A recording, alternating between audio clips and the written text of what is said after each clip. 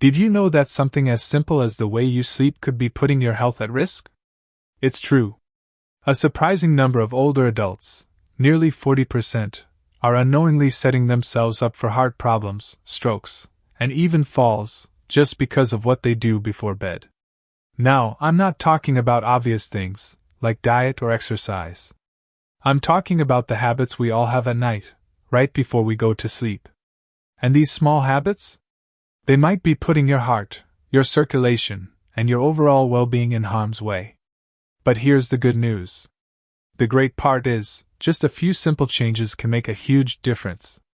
And I'm here to show you exactly what to do. So if you've ever wondered whether your nightly routine could be affecting your health, stick with me. Let's dive into some easy things you can start doing tonight to protect yourself. Let's start with a simple question. Have you ever found yourself tossing and turning at night, struggling to get a good night's sleep? Or perhaps waking up feeling more tired than when you went to bed? You're not alone. In fact, studies show that nearly 70% of older adults experience some form of sleep disturbance. That's a lot of people, right? Now, if you're one of those who has trouble sleeping, I want you to know that it's not just about not being able to fall asleep. It's about why you're having trouble. It's more than just feeling restless. It's about habits and patterns we may not even realize are affecting us. And these habits, while small, can add up and become a bigger issue than we expect. I've seen this time and time again in my practice, where someone comes in, a little frustrated, saying, "Doctor, I'm just not sleeping the way I used to." And then, as we talk about their daily routines, it becomes clear that these seemingly harmless bedtime habits are actually contributing to their issues. Let me share an example. One of my longtime patients, let's call her Margaret, came in a few months ago.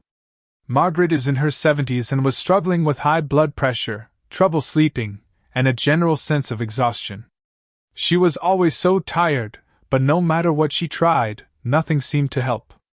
After we spoke, I found out that she was eating large meals just an hour or two before going to bed, and often drinking a glass of wine or two to wind down. Now, she had no idea these habits were connected to her high blood pressure and poor sleep quality. But they were. Research from the Mayo Clinic shows that eating too late in the evening can really strain your heart and digestion. The body has to work harder to digest heavy meals when you're lying down, and this can lead to heartburn, acid reflux, and disrupt your sleep patterns. Margaret's high blood pressure was likely being made worse by these nightly habits. And, after we talked about simple changes, like eating earlier and cutting back on the wine, she noticed a huge difference. Her blood pressure dropped, and she started sleeping much better. If that sounds like you, you're definitely not alone. Many of us are unknowingly making small changes that could have a big impact on our health. And it doesn't have to be this way. So, let's dive in and talk about the common habits that may be affecting your health at night.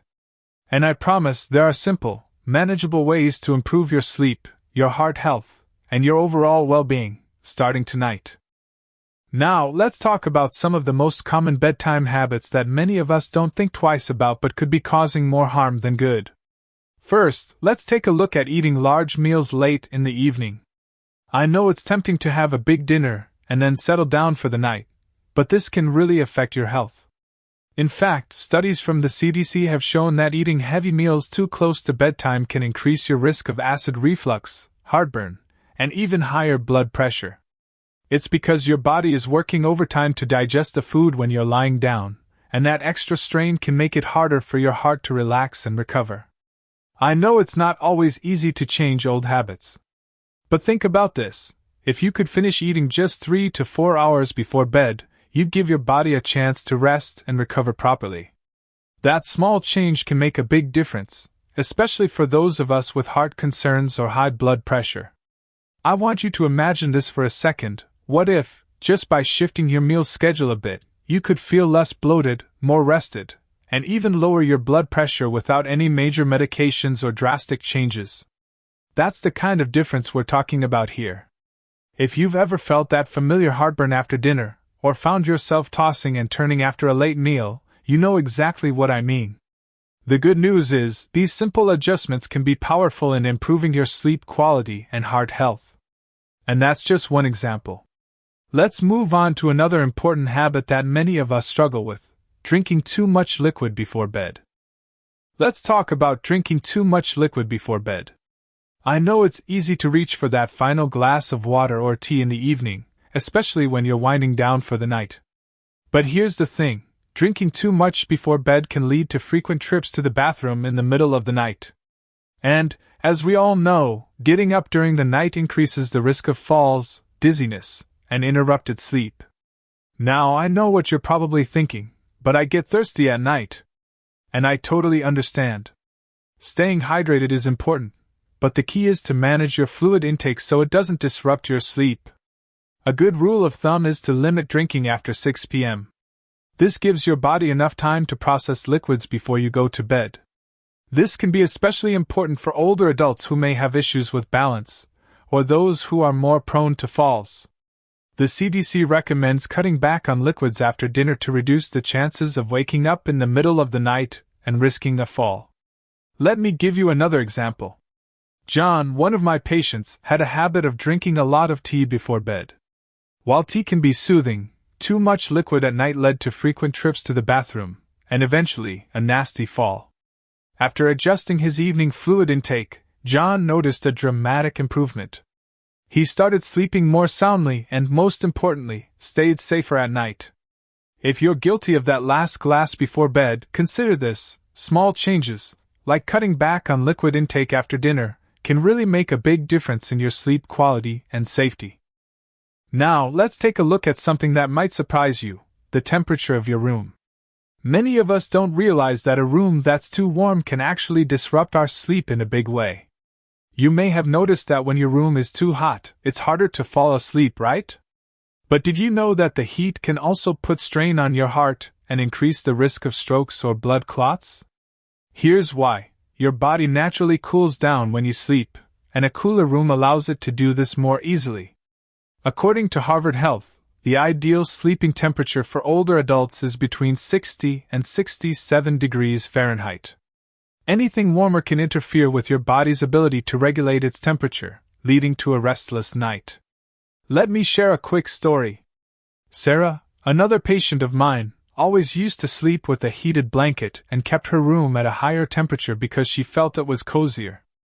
But as she got older, she started feeling more sluggish in the mornings, and her heart wasn't as strong as it used to be. After a checkup, I suggested she try lowering her room temperature and turning off the heated blanket at night. Within just a few days, Sarah felt more rested, and her heart health improved. Sometimes it's the smallest things, like adjusting the thermostat, that can have a significant impact on your sleep quality and overall health. A cooler room can help you sleep better and keep your heart safer too. Next up, let's talk about something that affects so many of us, especially as we get older: alcohol and stimulants like caffeine. Now, a glass of wine or a cup of coffee may seem like the perfect way to wind down, but here's the thing: both alcohol and caffeine can really mess with your sleep and put extra strain on your heart. For example, alcohol may help you fall asleep faster, but it actually disrupts your sleep cycle, preventing you from reaching the deeper stages of rest. Caffeine, on the other hand, is a stimulant, so even if you have it earlier in the day, it can still linger in your system and keep you awake at night. I had a patient named Helen who, like many of us, enjoyed a glass of wine before bed to relax. But after we discussed it, she realized that while she thought it helped her sleep, it actually caused her to wake up multiple times during the night. Once Helen cut back on her evening wine, her sleep improved tremendously, and she felt more rested and alert in the mornings. I want you to think about your own nighttime routine. Do you rely on a late-night cup of coffee or a drink to help you unwind? What if simply cutting back on these habits could help you sleep more soundly and wake up feeling more refreshed? Simple adjustments, like stopping caffeine after 2 p.m. and limiting alcohol at night, can make a huge difference. And if you're looking for a calming alternative, I recommend herbal teas like chamomile or valerian root. These natural options won't disrupt your sleep cycle and can help you feel more relaxed without the side effects of alcohol or caffeine. Let's talk about one more important habit that many of us overlook: using screens before bed. It's something we all do, whether it's checking our phones, watching TV, or browsing on our tablets. But here's the problem. The blue light emitted by screens messes with your body's production of melatonin, the hormone that helps you fall asleep. And when melatonin is disrupted, falling asleep becomes much harder. I know, it's easy to get lost in your phone or watch one more episode of your favorite show. But the truth is, this habit is keeping your brain active long after you should be winding down for sleep. And for older adults, this can be especially problematic. According to the World Health Organization, disrupted sleep cycles are a major contributor to issues like memory loss, fatigue, and even heart problems in seniors. Let me share another story. Jack, one of my patients, came to me complaining about how difficult it was for him to fall asleep. He would scroll through his phone right up until he turned the lights off, but then he couldn't seem to settle down. After we talked about the effects of blue light, Jack decided to put his phone away an hour before bed and instead read a book or do some light stretching. Within a week, he started sleeping better, and his energy levels during the day were noticeably higher. So, here's something simple you can try. Try putting away all screens at least 60 minutes before bed. Instead of scrolling, you could read a book, listen to calming music, or do a little bit of gentle stretching to relax your body. It'll give your mind the time it needs to wind down, and your sleep quality will improve. Finally, let's talk about something that many of us don't think about when it comes to sleep: your sleeping position. We all have our favorite ways to lie down, but did you know that the position you sleep in can make a big difference to your heart health and overall well-being? For instance, sleeping on your back can be tough on your heart, especially if you have any existing heart conditions. It can also restrict your airflow, making it harder for you to breathe deeply and get that restorative sleep your body needs. But sleeping on your left side? That's a position that's been shown to improve circulation and reduce the strain on your heart.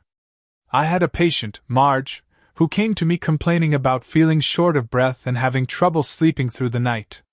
After we discussed her sleeping habits, we discovered that she was mainly sleeping on her back. I suggested she try sleeping on her left side for a few nights, and to her surprise, she felt more comfortable and noticed less discomfort in her chest. The improvement was noticeable within just a few days. Now, I know it's not always easy to change the way you sleep, especially if you've been in the same position for years. But small adjustments, like sleeping on your left side, can go a long way in improving circulation and giving your heart the rest it needs.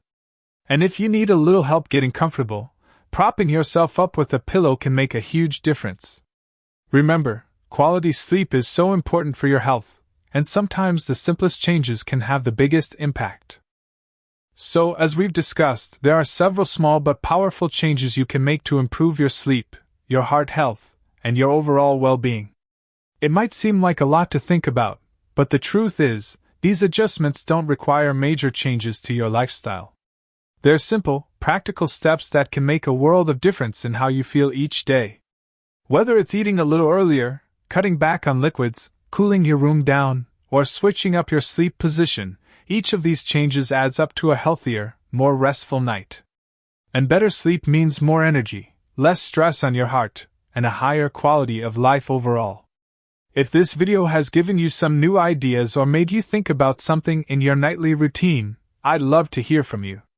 Share your thoughts in the comments, whether it's a change you've already made or one you're planning to try. I really do read every comment, and I'm here to support you on your journey to better health. If you found this helpful, give us a like. If not, type 0 in the comments, but if it helped, let us know by typing 1. And don't forget to subscribe for more life-saving health tips. You deserve to feel your best, and together, we can make it happen.